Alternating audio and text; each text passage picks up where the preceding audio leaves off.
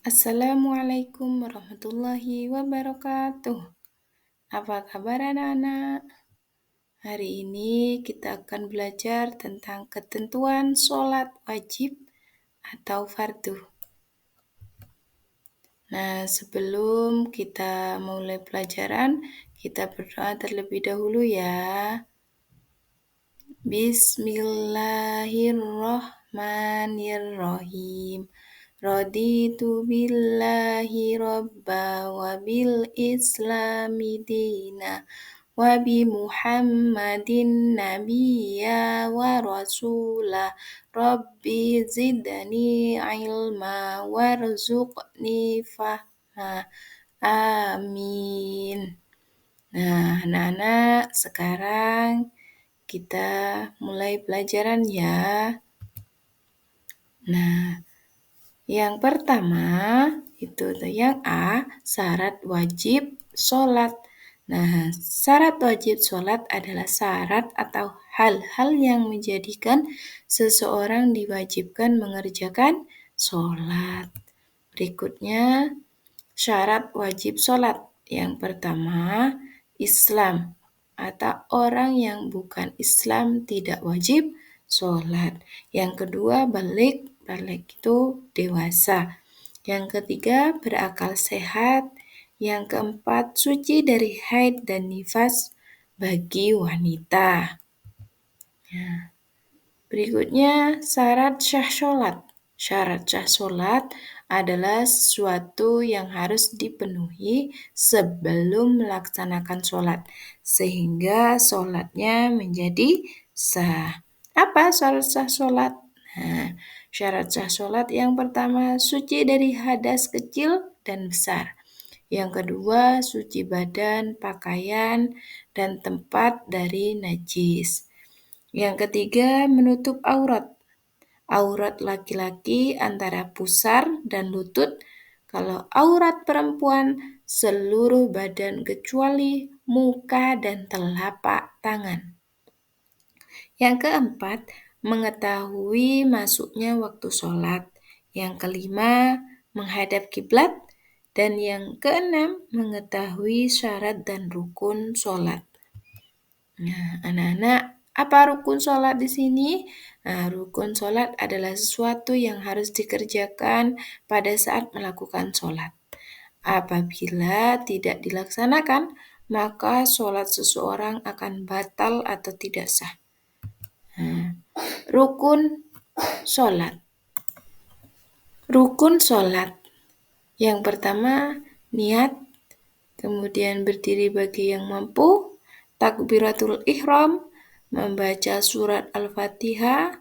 Ruku, i'tidal, sujud 2 kali. Kemudian duduk di antara 2 sujud. Duduk di akhir. Membaca tasyahud akhir.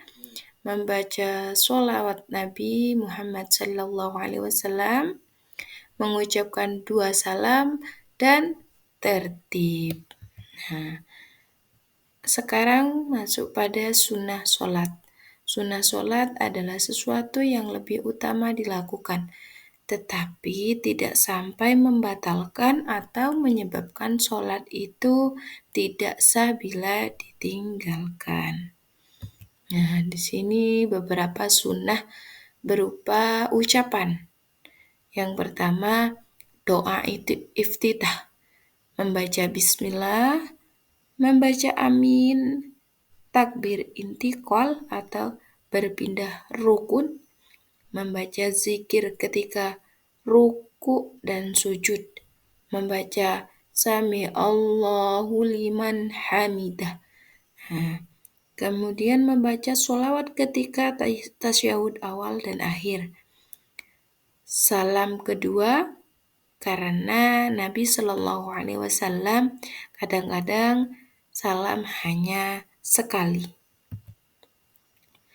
Kemudian sunnah berupa perbuatan.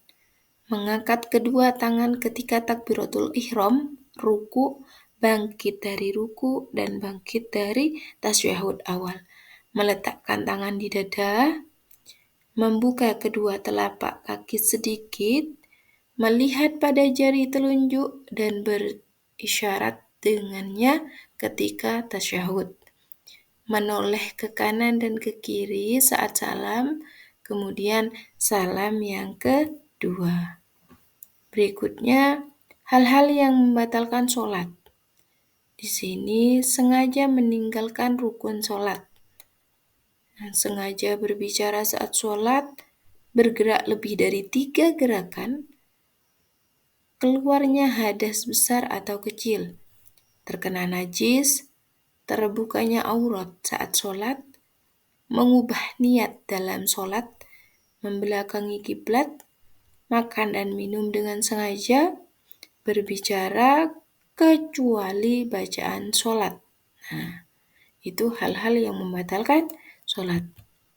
Fungsi sholat dalam kehidupan sehari-hari.